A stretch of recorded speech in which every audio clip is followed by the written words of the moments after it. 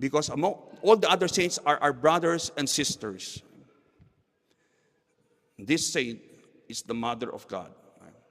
That's why when she intercedes, her intercession is as a mother. So that has a very different effect to Jesus, to God. That's why she's we may say, the number one intercessor for us who are still on this valley of tears, struggling in this valley of tears. I would like to first start with the Gospel of Luke, chapter 1, verse 28. The angel called Our Lady, "Hail, full of grace, the Lord is with you." Okay? That's, of course, we pray that when we pray the Hail Mary. Hail means rejoice. So next slide, full of grace. The angel does not call Mama Mary by her personal name. It is replaced by something else. Full of grace. Names given in the Bible always denote the essence of the person. Therefore, the essence of Mama Mary is actually the fullness of grace. In December 8, 1854, Pius IX solemnly declared the dogma of the Immaculate Conception. She did not become full of grace at the angel's greeting. It was part of her very being, her very essence. Now, 4 years later in Lourdes, on the feast of the Annunciation, Mary, in a sense, validated the declaration of Pope Pius IX. I am the Immaculate Conception. Now, these words are very, very important. I am the Immaculate Conception. We see the use of the words as nouns, not as verbs. She did not say, I am immaculately conceived. She said, I am the Immaculate Conception. This is the essence of Mama Mary as a person, not simply a quality. I am the Immaculate Conception. That means it is not simply something negative in the sense of Mama Mary is free from original sin. No, it is actually a very positive statement that she is filled with grace from the very beginning of her life. Mary is radically holy from the beginning. That means nothing more, according to the saints, nothing more can be added to the perfection of a creature. That's why she's even, as a human person, she is human being, she's lower than the angels. But because of the fullness of grace, she is above all the angels, so much so that she is their queen. She is the peak of creation, perfect 100%. There is no creature more perfect before or will be after.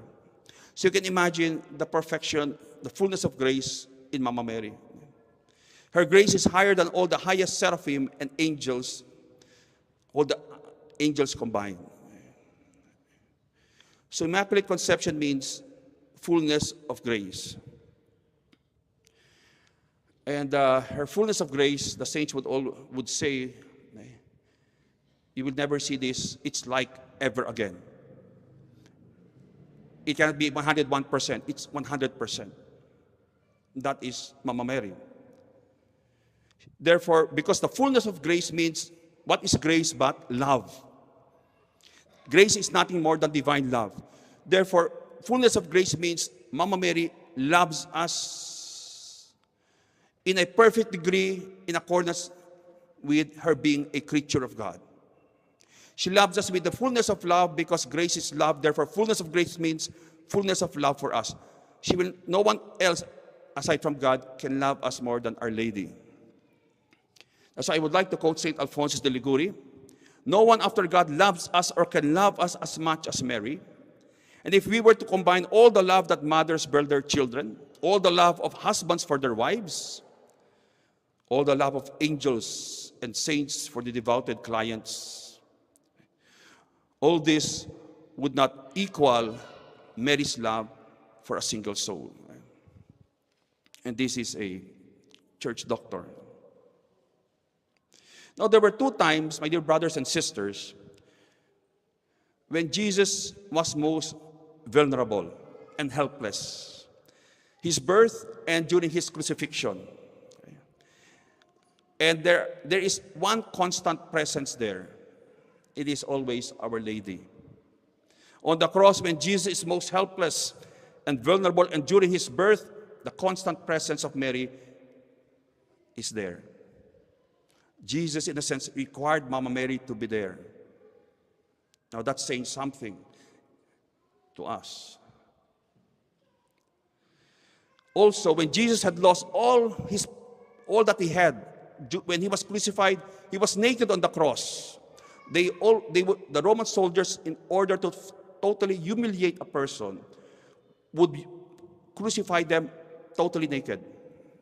No more human dignity left. So Christ was naked on the cross. It was only Mama Mary, according to the vision of a saint, she took her veil and covered Jesus modestly. But Jesus was naked on the cross. By this time, while Jesus was on the cross, he had left. Everything was taken from him. Even all his possessions were taken from him. Persons and earthly possessions, except for one. There was only one thing left with Jesus. Mama Mary, the last precious possession of his earthly life.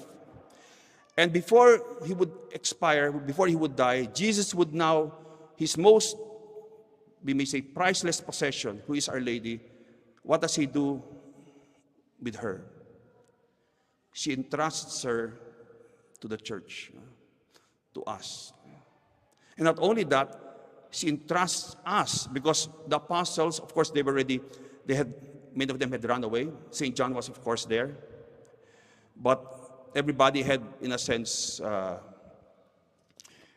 disappeared except for St. John. Right? There was a diaspora, and therefore the church was under attack. What does Jesus do at the moment when the church was basically being born and was weakest? He entrusts the church to her. Woman, behold your son. He is made to be the mother and caretaker of the fruit of the mission of Jesus, which is the church, symbolized by St. John. That from that hour, the disciple took her to his own home. The church in John acknowledged and accepted formally Mary as her mother. So what does it mean for Mama Mary to be entrusted to the church and for the church to be entrusted to Mama Mary? First and foremost, it is a double entrustment. First and foremost, it means that we as a church should consecrate ourselves to her. And secondly, because she is given to us as a mother to take care of, we do reparation for the sins done against her Immaculate Heart. So that is, to be a real Marian, we have to not only consecrate ourselves, we also have to do reparation. Because she's hurt again and again and again. In the Philippines, we have all these cults and false religions. And when they try to draw a Catholic away from the church, there are two things that they will always attack. First and foremost. First, they will make sure that that Catholic leaves the Mass. They will say, our prayer meeting is more enjoyable, more entertaining. Your Mass is very boring. Here it's entertaining. It's a social gathering. Everybody's happy and everybody's jumping for joy. There it's... And the devil likes that very much because he knows if you remove the Catholic from the body and blood of Christ, his soul immediately dies. Okay? And he becomes defenseless. The Holy Spirit is gone. And the second thing that the false religions and cults in the Philippines do is, the second thing is to attack Our Lady. They continually say, you worship Mama Mary. We ourselves say, that's idolatry. Okay? We will never ever do that. Okay? But they don't, of course, they say, no, you worship her. So they try to, in a sense, brainwash the Catholic to hate Our Lady. That's why it's difficult to get people away from those cults or false religions, because they have a very difficult time in a sense, bringing Mama Mary back into their lives. They have been brainwashed so much that they are afraid of Our Lady. Imagine being afraid of the Mother of God, being afraid of the Immaculate Conception. St. Louis de Montfort tells us another very great Marian saint.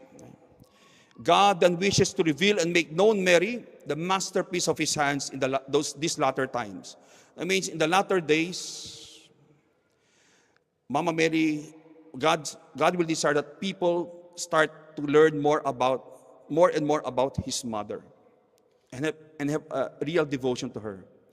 Because being the way by which Jesus came to us the first time, she will also be the way by which he will come the second time. We know that Saint Faustina, Jesus told Saint Faustina that you will prepare, the last devotion will be, of course, the Divine Mercy devotion. And Jesus told Saint Faustina that the spark that will prepare for my second coming will be from Poland. And we know that is Pope John Paul II. Right? And if you notice that with the devotion, the Divine Mercy being propagated, there are now more and more Marian groups being formed by Our Lady. Mariology is being developed exponentially these days. There are more Mariologists now than in the previous centuries. So it's very important that we have to read the signs of the times. We have to be close to Our Lady, because she is the one who will remove the deceptions of the evil one. Because who else can discover who is really Jesus or not Jesus except his own mother? So in the ministry of exorcism, all exorcists are very close to Our Lady. When nothing else works, when we start to pray to Our Lady, boom, immediately the demons cannot take it. Of course, we do our part first. I remember the first time I was given the faculty to do exorcisms, and there were still no exorcists in the Philippines then. Actually, in Asia, there were none. And they said, Joseph, you're a psychologist, you be the exorcist, you be the one to deal with these cases. I said, are there cases of possession now? And the priest said, maybe you'll see once in a century, you'll see a possession case. I didn't know that almost every other day I would see a possession case. But of course, during the time, I said, okay. And then immediately, maybe a few weeks later, when I became serious about it, suddenly, I had all these freak accidents. My vehicle I would always get bumped, or my car would suddenly stall.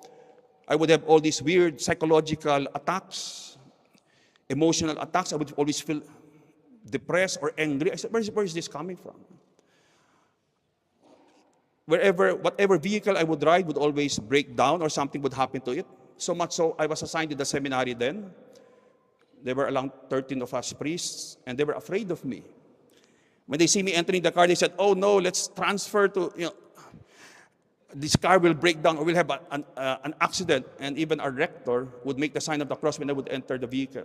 Because whatever vehicle we rode, whether it was a boat, okay, a tricycle, for example, those are, we may say, motorcycles with a cab beside. Whether it be boats, cars, any type of vehicle, something would happen. Something weird would happen. So I remember I'd had enough. I went to the Blessed Sacrament in the chapel in the seminary, and I prostrated myself in front of the Blessed Sacrament, and there was a statue of Our Lady there, and I said, Mama Mary, I'm not going to stand again until you answer my prayer. And I'm asking you now to remove all of these diabolical attacks in my life, because I will not be able to function anymore. I'm about to give up. And I was there maybe 2-3 hours. It was very dark. And deep within my heart, I heard, it's an inspiration, the voice of Our Lady say, my son, now you have prayed with real faith and trust in me. I will answer your prayers. And then when I stood up, I experienced a very beautiful feeling of consolation, of love, of peace. And after that, all the harassments stopped. All the harassments stopped. And if you read the lives of, or the memoirs of, or shadings of exorcists, Our Lady will always be present. Because God desires that Satan, the most proud creature, is defeated by the most humble creature. God will defeat the pride of Satan using his most humble instrument, the most humble he can ever find, and that is Our Lady. And therefore, the Lord is teaching us in the ministry that that Mama Mary should be part and parcel of spiritual warfare.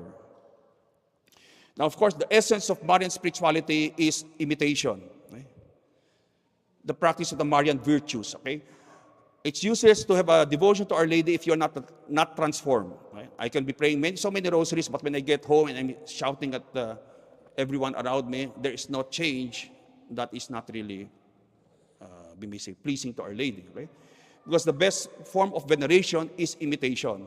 We have to imitate her virtues. That's the one that gives her the most joy. When she sees that we are being transformed more and more like her in our communities, in our families. So Marian spirituality, the center of Marian spirituality, of course the sacramentals are very important, like the rosary. But the most important, how will you know a real Marian? You only have to look not at what the person is, all the sacramentals, the rosary, the scapular, etc., but look at the transformation in the heart. Is the person becoming more and more humble? Is the person becoming more and more, we may say, forgiving? Is the person becoming more and more pure and simple? If that is occurring, then Mama Mary is really acting and active in the life of, this is a real Marian. So Marian spirituality is interiorizing her dispositions and virtues to replace our old way of doing things and perceiving things. It's useless to cast out demons if your soul falls into hell. That's why the ministry of exorcism is a sacramental. It's not a sacrament. Okay? It is, we call it a sacramental. It's like a mini sacrament. It helps and assists the sacraments. But the most important element in our spiritual life will always be the sacraments, because they give grace, okay, to the soul. That's why, for example, if I've lived 20 years in sin, and suddenly I go to confession, that's the most important thing, that your soul now is freed from the bondage of the devil. If I die, I will be able to go to heaven in the end. But if I've sinned for 20 years, demons would have attached to me, so much so that as I try to live a good holy life, I experience a lot of harassments or weird stuff happening. I experience a lot of maybe stronger temptations, and you wonder why? Because the demons that are attached to your body are actually now threatened, and they are now trying to get your soul back. So that's where the sacramental of exorcism comes in, or you can call them deliverance prayers. Okay? If you're not possessed, you're just being harassed, then we call them deliverance prayers or prayers of prayers of spiritual liberation. Okay? So they assist one another. The most important thing is it's useless to be freed from the demon and still fall into hell. So the soul is the most important thing, and the sacraments are essential for the soul. That's why I would like to quote Saint Teresa of Lisieux. Have no fear of loving the Blessed Virgin too much. You will never love her enough. No one can love her more than Jesus, right? That's why we can never love her enough.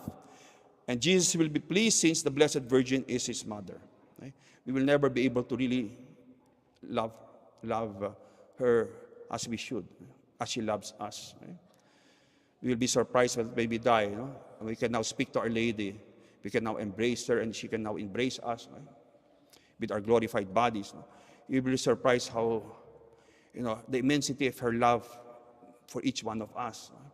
But by that time, we cannot anymore merit anything because we're already in heaven. Right? Today, while we're alive, while we're on this earth, is the only time wherein we can merit, because we're still free.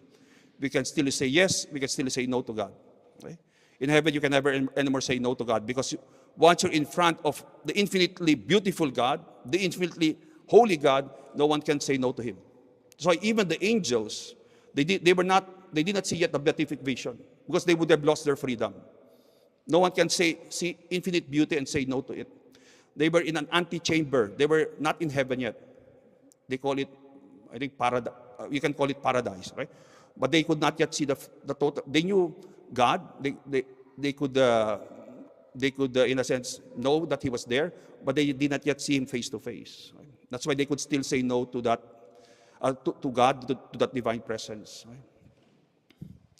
So some important sacramentals of course, the rosary. Padre Pio said, Our Lady herself said to Padre Pio, with this weapon you will win. Okay? So in the Middle Ages, people had rosaries they would put around the neck of possessed people, and the demons would not be able to stand that. Okay? So now our rosaries tend to be smaller, so we don't, exorcists don't usually use rosaries unless we put it on their hand, okay, on their palms, or try to control them. Okay? But we don't, we usually use crucifixes. St. Louis de Montfort tells us, arm yourselves with the arms of God, with the Holy Rosary, and you will crush the devil's head, and you will stand firm in the face of all his temptations. That is why even the material rosary itself is such a terrible thing for the devil, and why the saints have used it to enchain devils and to chase them out of the bodies of people who were possessed. St. Louis de Montfort, when people say the rosary together, it is far more formidable to the devil than to one said privately, because it is an army that is attacking him. I forgot who mentioned, there was a finding that stated that the families who prayed the rosary together, like they made a study in the United States. No? The children, the parents were praying always together. There was none of the marriage never failed. No? There was a study, I don't know what Catholic group, it was many years ago, but they mentioned that they found out that those families who prayed the rosary together, parents with the children together, they remained intact. There was no, we may say, division in the marriage or with the family, among the family members. The devils once cried to the brother of St. John of the Cross. Okay, so now we're talking about the scapular. Take off that habit which snatches so many souls from us. All those clothed in it die piously and escape us. Okay? Actually, we have so many sacramentals, but sadly we don't make use of them. No? Our Lady revealed, wear the scapular, so these are her own words, wear the scapular devoutly and perseveringly. It is my garment. To be clothed in it means you are continually thinking of me, and I, in turn, am always thinking of you and helping you to secure eternal life. It shall be a sign of salvation, a protection in danger, and a pledge of peace. When Sister Lucia was asked, why do you think Our Lady appeared with a scapular in the last vision? She replied, she meant that all Catholics should wear the scapular as part of the Fatima message. The scapular and the rosary are inseparable. And Our Lady said to St. Dominic, he told him one day, through the rosary and scapular, I will save the world. Now, of course, the third sacramental that is well known is the Miraculous Medal. Right? Now, we call it the Miraculous Medal, that's not